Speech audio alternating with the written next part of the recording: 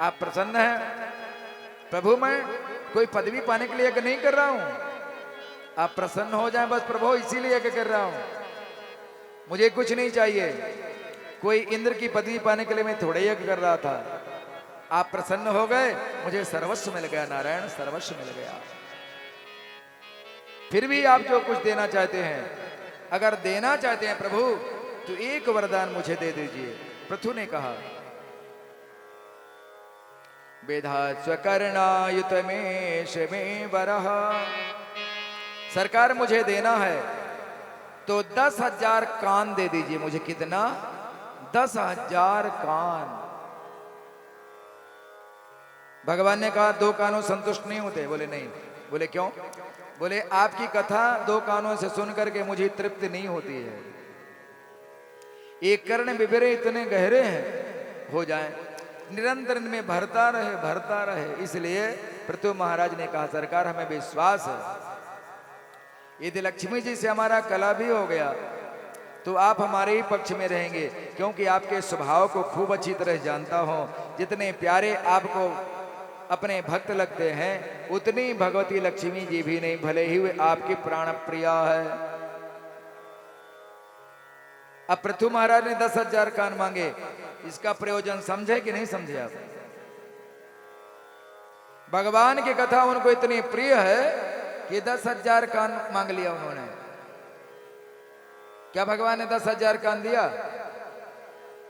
अरे भक्त वृंदो, समझने की बात है।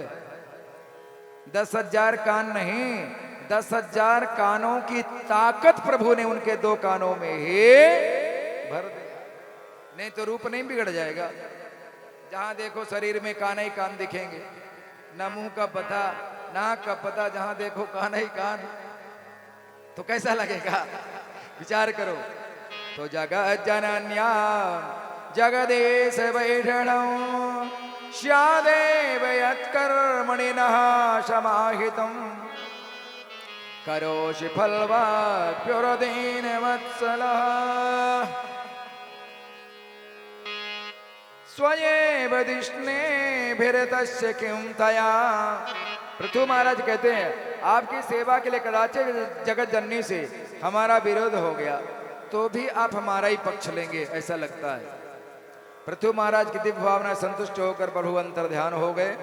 आशीर्वाद देकर पृथु महाराज ने धर्म की ध्वजा चारों तरफ स्थापित कर दिया। एक बार सारी प्रजा को बुलाकर अपने पास बैठाया और प्रजाजनों को संबोधित करते हुए बोले, देखो भाई, सभ्या शृणुतु भद्रम व साधवो या यहाँ गता। अरे सज्जन पुरुषों, मैंने आप सबको इसलिए बुलाया कि प्रजा का कर्तव्य है कि राजा को कर दे। राजा का कर्तव्य है कि प्रजा से कर लेकर प्रजा को सुरक्षा और धर्म की व्यवस्था प्रदान करे। जो राजा कर को अनाप शनाप लगाता है, कर के बदले में धर्म की कोई शिक्षा और सुरक्षा किसी प्रकार की प्रजा को नहीं देता, वह राजा के रूप में प्रजा का पाप भक्षण करता है।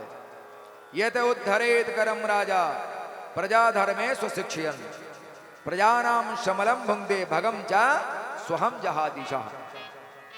उस राजा का सारा ऐश्वर्य क्षीण हो जाता है जो प्रजा को धर्म का उपदेश नहीं देता, प्रजा के धर्म की रक्षा नहीं करता। बड़ा सुंदर उपदेश अपने प्रजा को दे रहे हैं। अचानक आकाश मंडल में चारों वेद मूर्ति मानव के रूप में प्रकट हो गए। ऐसे सूर्य के समान तेजस्वी ऋषि कुमार सनक सनंदन सनातन व सनत कुमार चारों बीच में प्रकट हो गए। तुरंत पृथु महाराज ने प्रणाम किया। सारी प्रजा ने उन चारों महापुरुषों को सम्मान किया। भोजनों उपरांत पृथु महाराज पूछने लगे, महाराज क्या सेवा किया जाए? मैं आपसे आपकी कुशलता का प्रश्न तो कर नहीं सकता महाराज जी कि आप कैसे हो। संतों से नहीं पूछना चाहिए, क्योंकि कुशलता का प्रश्न वहां किया जाता है जहां कभी अकुशल होने की संभावना हो। संतों से नहीं पूछना चाहिए, क्योंकि वहां का कुशलता का प्रश्न वहां करने की आवश्यकता नहीं है। जो चारों तरफ प्रपंचों से जूझते रहते हैं पर जो हर समय ब्रह्मानंद में मस्त हैं, ऐसे ब्रह्म ज्ञानियों से क्या कुशलता का प्रश्न करना, क्योंकि उनके जीवन में अकुशलता कभी आ ही नहीं सकती, वह हमेशा कुशल ही रहते हैं। इसलिए भवत्सु कुशल प्रश्न आत्मा रामे सुनेशते, आप जैसे आत्मा रामों से कुशलता का प्रश्न करना उचित नहीं है। जिस गृहस्थ के घर में आप जैसे संतों का पदार्पण हो जाए तो किंचन का भी घर भी श्रेष्ठ है। और यदि घर में चाहे जितने रत्नों के भंडार भरे पड़े हों, पर उस भवन में आप जैसे संतों के चरणों तक जहां कभी नहीं पड़ा हो, वह घर उसी प्रकार से है जैसे फलों से लदा हुआ वृक्ष तो है, पर बड़े बड़े नागों से लिपटा हुआ है।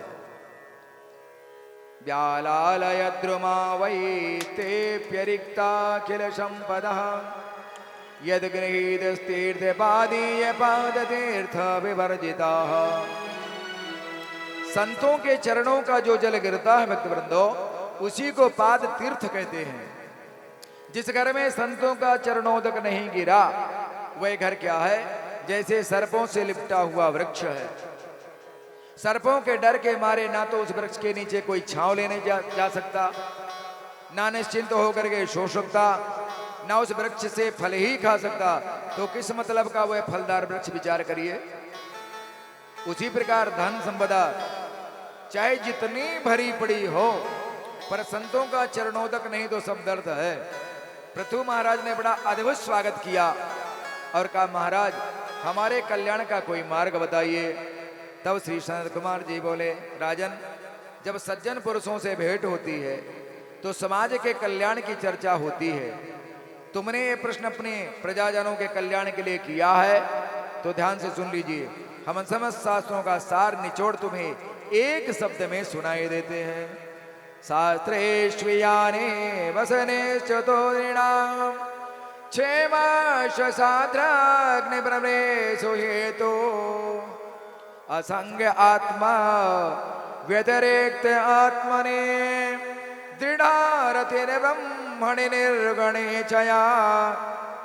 समस्त शास्त्रों का अच्छी तरह से मंथन करने के बाद प्राणी मात्र के कल्याण का एक ही उपाय सुनिश्चित किया गया है कि अनात्म वस्तुएं जो हैं उनसे असंग होना सीखो और अपने आत्म स्वरूप को पहचान करके उसी में अपनी स्थिति बनाओ, उसी से प्रेम करो। अर्थात अपने स्वरूप को पहचान करके उसी में स्थित रहो।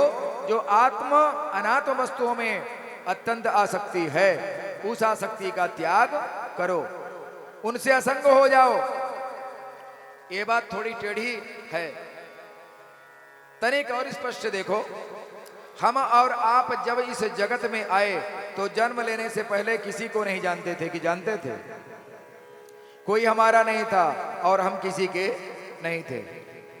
अनिश्चित गर्भ भी यदि कोई आए तो माताएं उसे भी परित्यक्त करा देती हैं, तो वह भी अपना बच्चा, परंतु अभी उसमें आसक्ति नहीं है।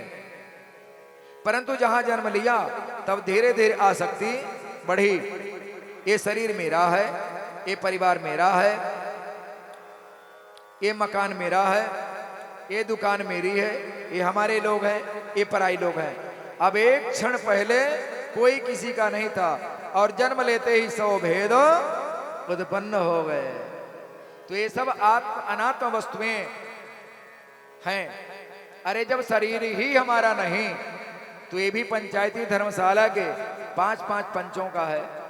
समय आने पर पंचायती धर्मशाला से भी आपको निकाल करके बाहर कर दिया जाएगा। तो ये ईंट पत्थरों के मकान दुकान तुम्हारे कैसे हो सकते हैं? तो ये जो अनात्म वस्तुओं की अत्यंत आसक्ति है, मैं के नाम पर इस शरीर को मान लिया गया, यथा मेरा हो गया, मैं कमजोर हो गया आदि। तो मैं का मतलब ये शरीर आप लोगों ने मान लिया और मेरा ये शरीर के नातों को मान लिया। ये मेरे माता जी, ये मेरे पिताजी, ये भैया जी, बहन जी, फूफा जी, मामा जी आदि आदि जो भी शरीर के रिश्ते नाते हैं, उन्हें हमने मेरा मान लिया और यही माया का बखेड़ा है। ये सब अनात्म वस्तुओं में आसक्ति से बांध कर जो हम कह रहे हैं, बस इनसे अनासक्त हो जाए, बस इससे जीव का कल्याण का साधन है, परंतु जल्दी से होता नहीं है। बालक जब जन्म लेता है तो साक्षात परमात्मा स्वरूप होता है, उसकी किसी से कोई भी आसक्ति नहीं होती। माया मोह से एकदम निवृत्त रहता है, पर धीरे धीरे माया लपेट लेती है। जन्म लेने के बाद माता पिता में आसक्ति नहीं होती, माया मोह से एकदम निवृत्त रहता है, पर धीरे धीरे माया लपेटती है।